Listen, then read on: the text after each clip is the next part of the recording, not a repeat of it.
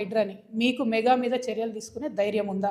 దీని survey number 59 Nagaram municipality ఐకామ్ అనేటటువంటి ఆయుధాలు బాంబులు తయారు చేసే సంస్థ రోడ్ కబ్జా పెట్టింది, పార్క్ కబ్జా పెట్టింది, చెరువులకు కూడా సగం వచ్చేసినటువంటి పరిస్థితి.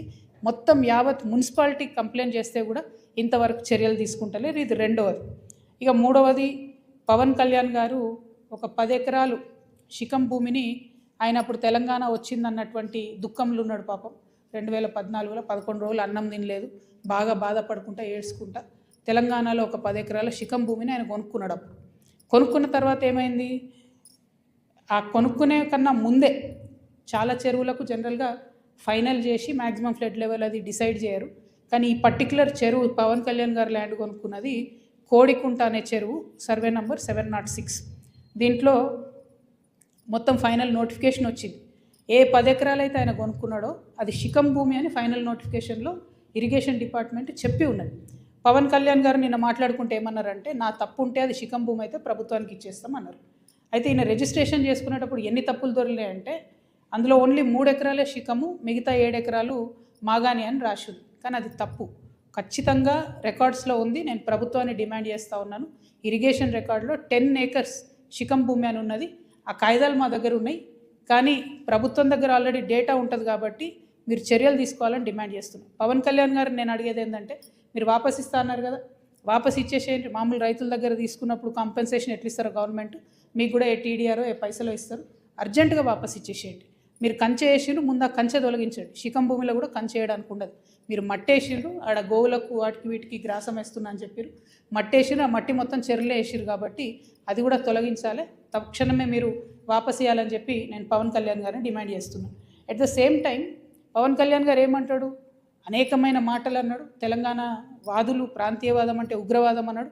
అనుకుంటా నేను గద్దరన్నకు కారు కొనిచ్చిన అన్నాడు. అంటే మీరు మా కళాకారులను ఎందుకు అవమానపరుస్తారు? ఒక పక్కనేమో ప్రొఫెసర్ నాగేశ్వర్ మాట్లాడితే ఆయన మీదకి వస్తారు, మేధావుల మీదకి, ఇంకో పక్క కళాకారులు. అసలు మీరు కూడా కళాకారుడే కదా, మీరు సినిమా యాక్టరే కదా. మీరు సినిమా యాక్టర్గా మీకు ఎట్లా వస్తుంది జీవనాధారం? ఏ సినిమాకైనా హయ్యెస్ట్ ఇన్కమ్ నైజాం నుంచే వస్తుంది. అంటే మా తెలంగాణ బిడ్డలు చూసే టికెట్లతోనే మీ సినిమాలు నడుస్తాయి. హయ్యెస్ట్ ఇన్కమ్ నైజామే, హయ్యెస్ట్ కలెక్షన్స్.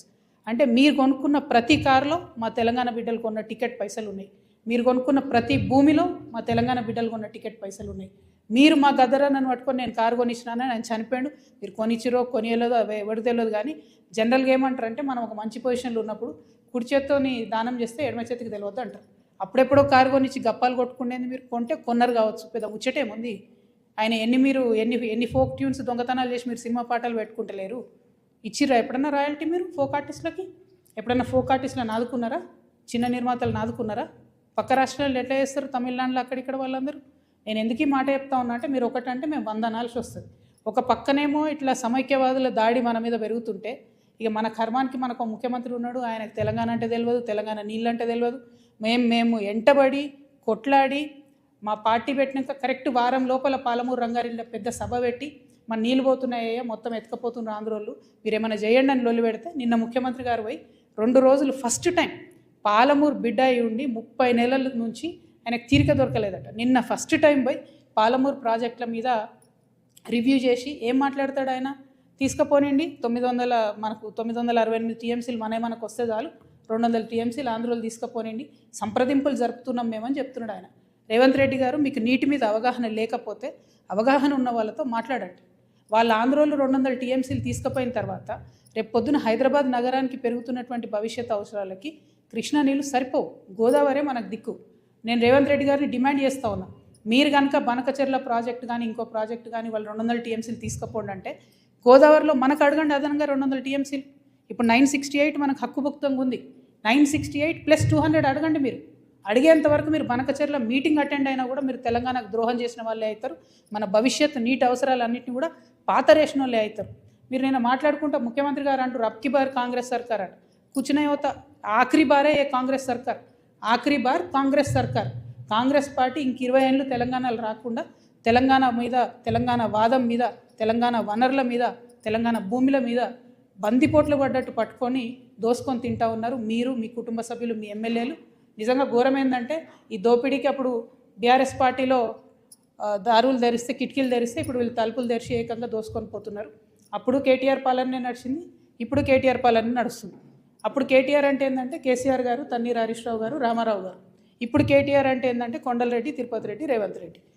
ఇప్పుడు సేమ్ పరిపాలన నడుస్తుంది తప్పితే వేరే ఏం మారలేదు. దోపిడీ మారలేదు, పెరిగింది, రాచబాట పట్టింది దోపిడీ.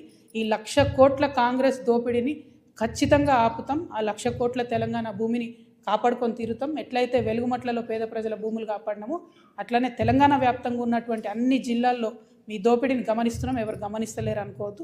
ఖచ్చితంగా మా వనరులను మేము కాపాడుకుంటాం. సీరియల్ లెక్క ఈ 1,00,000 కోట్లు ఎక్కడెక్కడ దోపిడీ చేస్తారో చెప్తా. నేను ఇవాళ ఈ లేఖను మళ్ళీ ఒకసారి చూపించాలి దయచేసి. Thank you. జై తెలంగాణ.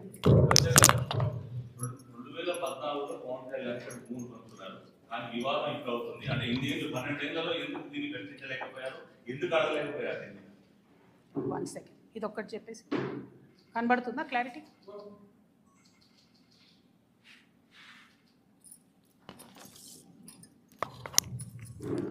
పవన్ కళ్యాణ్ కానీ ఎవరు కానీ భూములు కొనుక్కున్నా, అది రిజిస్ట్రేషన్ చేసుకున్నా, వాటి ఫైనల్ డీటెయిల్స్ తెలిసేంత వరకు మీకు తెలిసి నేను ఎక్కువ మాట్లాడను.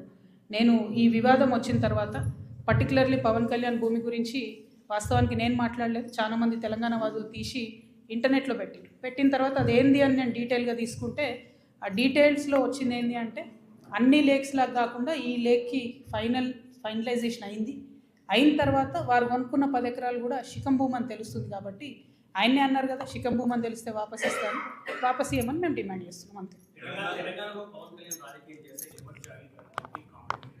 ఏమో తెలంగాణ బరాబర్ మా జాగిరే కదా, తెలంగాణ ప్రజల జాగిరే కదా. పవన్ కళ్యాణ్ జాగిర్ అయితే కాదు కదా, పవన్ కళ్యాణ్ వాళ్ళ ఫోర్ ఫాదర్ జాగిర్ కాదు కదా, మా జాగిరే కదా. మేం కదా కొట్లాడింది తెలంగాణ కోసం. ఇట్లాంటి వాళ్ళందరినీ ఎదిరించి కొట్లాడినాం కదా. పవన్ కళ్యాణ్ అయితేంది, వాళ్ళ అన్న అయితేంది, మొత్తం వాళ్ళ ఆంధ్ర సంతతంతా వచ్చి కొట్లాడితే కూడా తెలంగాణ బిడ్డరు ఏదో చిన్న చీమలైన పెద్ద పామును బట్టి సంపుతాయన్నట్టుగా అంత పెద్ద ఆంధ్ర విషకూరల నుంచి తెలంగాణను బయటికి తెచ్చుకున్నాం కదా. ఏం ఊరుకోము అంటే కొట్లాడినాం, మేము కడుపు కట్టుకొని కొట్లాడినాం కాబట్టి మాకు ఖచ్చితంగా కోపం వస్తుంది, ఖచ్చితంగా ఆవేశం ఉంటుంది. ఇక్కడ మీరు వచ్చి రాజకీయాలు చేస్తామంటే మాత్రం ప్రజలు ఓడిస్తారు ఖచ్చితంగా. ఇప్పుడు రాజ్యాంగం చెప్పింది కాబట్టి ఎవరన్నా ఎక్కడన్నా పోటీ చేయొచ్చు అనేదానికి ఇబ్బంది ఏం లేదు. కానీ నైతికత అనేది ఒకటి ఉంటుంది. మీ వల్లనే సావగొట్టబడి, మా వనరులు దోచుకోబడి, మా సంస్కృతి మరుగున పడిపోయి, మేము ఇబ్బంది పడి 1,200 మంది అమరవీరులు చచ్చిపోతే నువ్వు ఇక్కడ వచ్చి రాజకీయం చేస్తా అంటే మరి మేము తెచ్చుకున్నది ఎందుకు తెలంగాణ? మేము చూసుకుంటే ఎందుకు ఊరుకుంటాం? టెక్నికల్గా నువ్వు 100 పనులు చేయొచ్చు, కానీ మారాలిటీ ఉండదా లైఫ్లో? నైతికత ఉండదా? చాలా పెద్ద నైతిక విలువలు చెప్పేటటువంటి మనిషి వద్దు ముర్రో అంటే ఈ వన్ సైడ్ లవ్ ఏంద్రా నాయన, మాకు అర్థమైతే లేదు.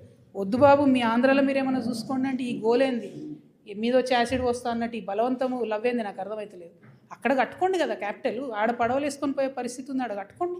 అక్కడ ప్రజలను బాగా చూసుకోండి, అక్కడ ప్రజలకు హెల్ప్ చేయండి, అక్కడ పేద ప్రజలకు పనులు చేయండి. అవన్నీ సైట్ వచ్చి మా మీద పడి ఎందుకు? ఇక్కడ లేరా మా నాయకులు? మస్తు మంది ఉన్నారు కదా. మేమే ఎవరెవరం గెలుస్తాం, మేమే ఎవరెవరం చేసుకుంటాం. మా వాళ్ళు చేయగలిగినంత మేము చేసుకుంటాం, మేము బాగుపడతాం. Thank you.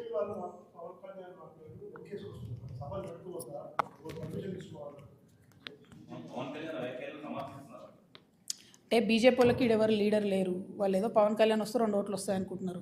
ఆ ఉన్న 8 సీట్లు కూడా పోతాయి ఈసారి, అవి కూడా రావు. ఎందుకంటే తెలంగాణ ప్రజలు గమనిస్తారు బీజేపీ వాళ్ళు ఏం చేస్తున్నారు అన్నది. వడ్లు ఈడ 75 లక్షల క్వింటాళ్ళు కొనాలి అని సీఎం గారు అంటారు. పంజాబ్లో 100% పండిన గోధుమలన్నీ కేంద్ర ప్రభుత్వం కొంటుంది. మరి 8 మంది ఎంపీలు పోయి అడగొచ్చు కదా, ఇక్కడ 100% మాకు, మనకెందుకు 38% కొనాలి? మరి ఆ మాట ఎందుకు మాట్లాడరు? పవన్ కళ్యాణ్ తర్వాత సంగతి. ముందు అసలు మన ప్రజల కష్టాలలో బీజేపీ పాత్ర ఎక్కడు? బీజేపీ ఏం మాట్లాడుతుంది? డెఫినెట్గా బీజేపీని తెలంగాణ ప్రజలు రానున్న రోజుల్లో ఎలక్షన్లో ఖచ్చితంగా బుద్ధి చెప్తారు.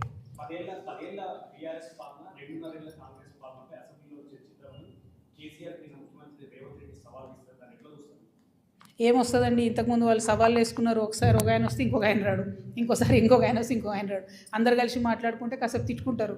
మనకు ఎంటర్టైన్మెంట్ తప్ప రిజల్ట్ ఏముండదు అందులో. పాయింట్ ఏంది అని అంటే, ఆనాడు తెలంగాణ ప్రభుత్వ భూమిని, గల్ఫ్ ఆయిల్ లాంటి భూమిని బీఆర్ఎస్ హయాంలోనే, అది 10,000 కోట్ల ప్రాపర్టీ అండి, ఫీనిక్స్ అనే సంస్థకి దారాదత్తం చేయడానికి దారులు తెలిసిండ్రు.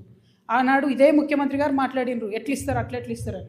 ఇవాళ ఆయన్నే ఇంకొంచెం మంచిగా మార్గం సుగమం చేసి ఆనాడు 50 ఎకరాలు రిజిస్ట్రేషన్ అయితే ఇంకా ఇవాళ 100-150 ఎకరాలు మిగతా ఉంది, దాంట్లో ఇంకో 200 ఎకరాలు లేదు, అది మొత్తం ఈయన ఇవ్వడానికి ఈయన దారులు తెరిచింది.